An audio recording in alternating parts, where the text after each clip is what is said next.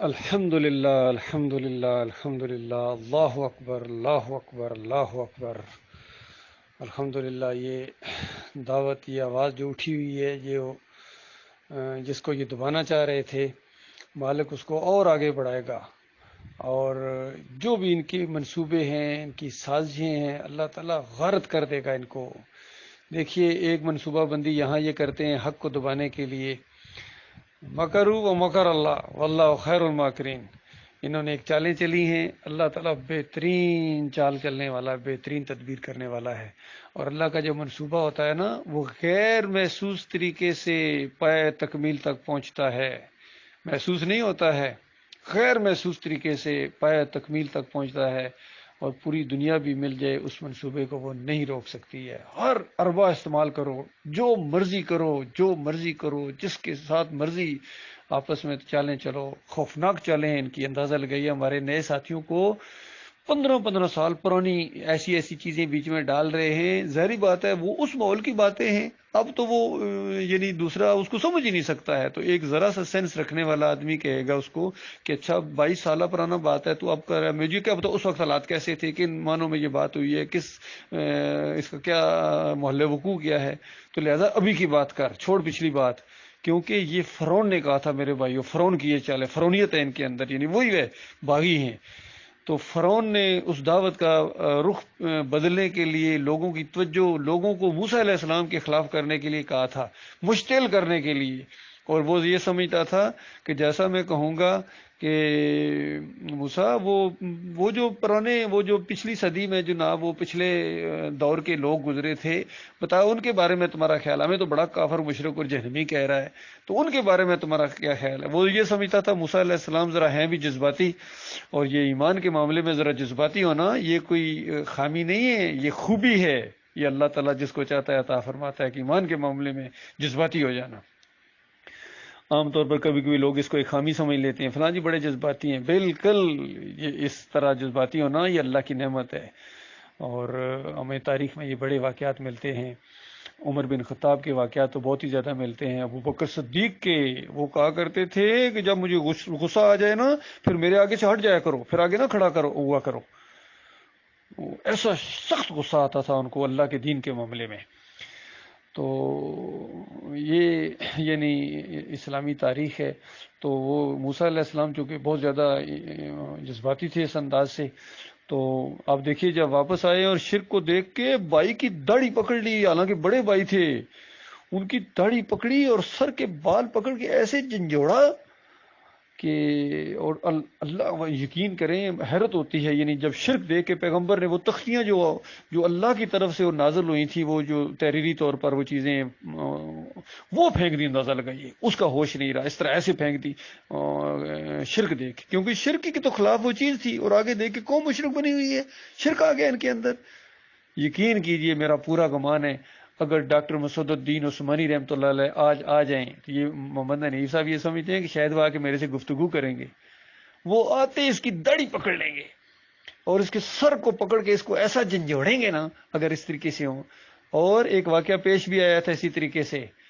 میں آپ کو بتاؤں، میں کون کون سے ڈاکٹر عثمانی رحمۃ اللہ علیہ کی باتیں آپ کو بتاؤں، میں ایسے نہیں ان سے متاثر ہوں، ایک ایک واقعہ جب میرے تک پہنچا ہے میں اس بندے سے اور زیادہ متاثر ہوتا گیا ہوں، اور زیادہ اس کا گرویدہ ہوتا چلا گیا ہوں۔ یہ گجروں والے کے قریب کا ایک واقعہ ہے، ایک اسی طرح کھاؤ ٹائپ آدمی جو پیسے کے اوپر نظر تھی جس کی، ڈاکٹر صاحب تو دیتے تھے، فوراً اعتماد بھی کرتے تھے، پیسہ دیتے تھے کہ ہاں وہ پلاٹ خریدو اور مسجد بنائیں گے، تو وہ اس نے پیسے آگے پیچھے پلاٹ لیا، بعد میں پتہ چلا پلاٹ کدھر چلا گیا، مسجد کو نہیں بنی۔ جب ڈاکٹر صاحب 2-3 سال کے بعد دورے پر آئے نا، تو اس سے جب پوچھا، لوگ بھی دیکھ رہے تھے، تو اس نے جب آگے سے یوں شوں کرنے کی کوشش کی، ڈاکٹر صاحب نے داڑھی پکڑ لی اس کی، اور وہ کہتا ہے ڈاکٹر صاحب اب میں پیسے کہاں سے دوں؟ ڈاکٹر صاحب یہ داڑھی بیچ کے پیسے دے واپس کر، یہ جماعت کا پیسہ ہے، یہ تمہارے یعنی اس انداز سے سختی کی، تو یہ معاملہ ہے۔ تو میں یہ بتا رہا تھا کہ موسیٰ علیہ السلام کو اس نے مشتعل کرنے کی کوشش کی، اور یہ پورے پلاننگ کے تحت کہ ابھی یہ جذباتی ہیں، اور جیسا میں کہوں گا نا کہ پچھلے لوگوں کا کیا معاملہ ہے تو فوراً کہیں گے کافر مشرک تھے سارے، تو ظاہری بات ہے ساری پارلیمنٹ بیٹھی ہوئی انہی کے باپ دادا تھے، تو ایک دم مشتعل ہے کہ سارے اس کے خلاف ہو جائیں گے۔ تو وہاں موسیٰ علیہ السلام نے اللہ کی دی ہوئی حکمت اور دانائی جو پیغمبروں کو اللہ تعالیٰ تعویل الحدیث کا علم دیتا ہے، باتوں کی تہہ تک پہنچنا، یہی وہ چیز تھی جو یعقوب علیہ السلام نے کہا تھا میرے بچے اللہ تعالیٰ تجھے باتوں کی تہہ تک پہنچنے کا علم دے گا، یہ وہ علم تھا۔ تو انہوں نے کہا کہ دیکھو پچھلی جو بات ہے نا اس کو تو چھوڑ ذرا، ایک ایک چیز میرے مالک کے علم کے اندر ہے، مالک بالکل پورے انصاف کے ساتھ ان کے ساتھ معاملہ کرے گا، تو اپنی سنا ذرا۔ تو اس واقعے کو بھی کبھی کبھی یہ مسلک پرست دلیل بناتے تھے اور ڈاکٹر عثمانی رحمۃ اللہ علیہ کے اوپر اعتراض کرتے تھے، دیکھو موسیٰ علیہ السلام نے تو اس طرح جواب دیا تھا، تو آپ بھی اس طرح جواب دینا کہ پچھلوں کا جب کفر و شرک ثابت ہے تو آپ بھی کہہ دیں کہ بس بھائی وہ تو اللہ کے حوالے، اور آپ تو فتویٰ لگاتے ہیں اس کے اوپر۔ تو ڈاکٹر صاحب اس انداز سے جواب دیتے تھے کہ وہاں گویا ایک بڑے طاغوت کے سامنے کھڑے تھے، ہاں بالکل اسی طرح کا اگر کوئی ماحول بن جائے تو بالکل وہی جواب ہے پھر، لیکن عام حالات کے اندر جس طریقے سے یہ کفر و شرک کو دلیل بناتے ہیں اپنے بڑے بزرگوں اور کابرین کو جب بناتے ہیں تو پھر ابراہیم علیہ السلام کا وہ قول سامنے لایا جائے گا، جو ابراہیم علیہ السلام کا طریقہ محمد صلی اللہ علیہ وسلم کو بتایا گیا کہ ابراہیم علیہ السلام کا طریقہ اختیار کرو، اور ابراہیم علیہ السلام نوح علیہ السلام کے طریقے پر چلنے والے تھے، سارے انبیاء کا ایک ہی انداز، سوچ ایک، جوش ایک ایمان کے معاملے میں۔ تو ابراہیم علیہ السلام نے کہا لَقَدْ كُنْتُمْ أَنْتُمْ وَآبَاؤُكُمْ فِي ضَلَالٍ مُبِينٍ، کہ اچھا پچھلوں کو دلیل بناتے ہو کہ ان کا بھی یہی عقیدہ تھا، وہاں دیکھیے عقیدے کی بات ہو رہی تھی، اور وہاں دوسری طرف فرعون کی شرارت والا انداز تھا، تو موقع کے اوپر بات کی جاتی ہے، جس موقع پر بات ہو وہ اسی جگہ فٹ ہوتی ہے، ایک جگہ سے دوسری جگہ لے جاؤ تو وہ چیز ہوتی ہی نہیں ہے۔ اور میں آپ کو بتاؤں ایک میٹنگ کے اندر جب اسی طرح کا یہ بات ہو رہی تھی تو عتیق الرحمان، دیکھو کتنا بڑا ان کا مولوی ہے محمد حنیف کے گروپ کا، یہ پروف ریڈنگ کرتا تھا دعوت القرآن کی، اور اپنے علاقے میں کہہ رہا تھا کہ میں لکھوا رہا ہوں محمد حنیف سے، یہ میری جو ہے نا یہ کوششوں سے یہ لکھی جا رہی ہے، مدینہ یونیورسٹی کا پڑھا ہوا۔ تو ایک میٹنگ کے اندر جب بات ہوئی تو کہنے لگا عتیق الرحمان کہ وہ تو موسیٰ علیہ السلام سے جو فرعون نے کہا تھا وہ یہ کہا تھا کہ بتاؤ پچھلی جو قوموں کو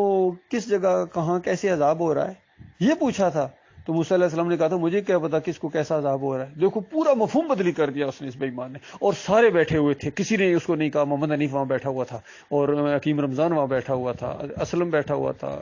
حافظ خالد بیٹھا ہوا تھا، کیپٹن فرید بیٹھا ہوا تھا، سارے بڑے بڑے یہ گرو بیٹھے ہوئے تھے، اور ان کسی بے ایمان نے یہ بات نہیں کہی کہ تو نے غلط کیا ہے، یہ تشریح غلط کر رہے ہو، تعریف کر رہے ہو قرآن کی۔ یہاں عذاب کی بات نہیں ہو رہی تھی کہ ان کو اب کس جگہ عذاب ہو رہا ہے، یہ پوچھا تھا فرعون نے، نہیں، اس نے کہا تھا پیچھوں کا معاملہ بتا، میں جو یہ معاملہ کر رہا ہے ان کا اب کیا بنے گا، اس انداز سے یہ بات تھی۔ تو ان کا اتنا فہم نہیں ہے، یقین کیجئے ان کا اتنا فہم نہیں ہے۔ بہرحال یہ ان کا اپنا معاملہ ہے، اور جس طریقے سے یہ مشتعل کرنے کی کوشش کرتے ہیں ہمارے بھائیوں کو، ہمارے بھائی بڑے مضبوط ہیں الحمدللہ، بہت مضبوط ساتھی، اور بہت مضبوط بنیادوں پر یہ جماعت کی گویا بنیاد رکھی جا رہی ہے، اور ایمان خالص کے اوپر یہ گند بالکل علیحدہ ہو رہا ہے، گندگی علیحدہ ہو رہی ہے۔ یقین کیجیے میرے بھائیوں کو بھی نہ گھبرانا، فلاں نکل گیا، فلاں چلا گیا، شکر ادا کرو جب کوئی گند نکلے تو، ایک گند نکلے گا، ایک پیچھے ہٹے گا، اللہ 10 ساتھی دے گا، یقین کیجیے، بڑا قریب وہ وقت آنے والا ہے، گروہ در گروہ آئیں گے، گروہ در گروہ آئیں گے، پتہ چلے گا یہ کماڑی کے ساتھی جناب 8-10 ساتھی ہمارے ساتھی بن گئے ہیں، اور جناب یہ رفیام کے ساتھی بن رہے ہیں، ناظم آباد کے لوگ ساتھی بنیں گے، اور گلستان جور کے ساتھی بن رہے ہیں جناب، پھر بڑے بڑے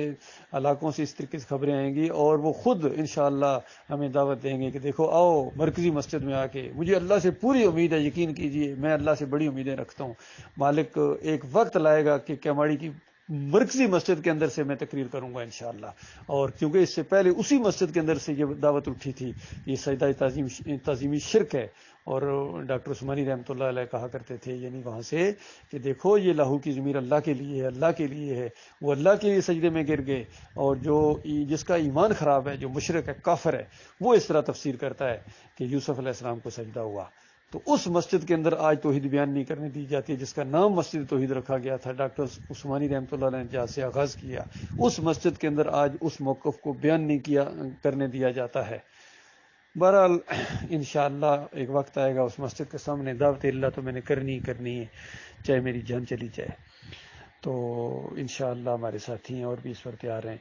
تو ان کے سامنے جا کے کھول کھول کے توحید بیان کی جائے گی، نمک حرام غداروں کے سامنے ان کو احساس دلایا جائے گا کہ دیکھو تم نے ایمان کی ناقدری کی ہے، ایمان کی طرف واپس لوٹو، ورنہ اس کی وجہ سے تم ہمیشہ کی آگ کے اندر چلے جاؤ گے۔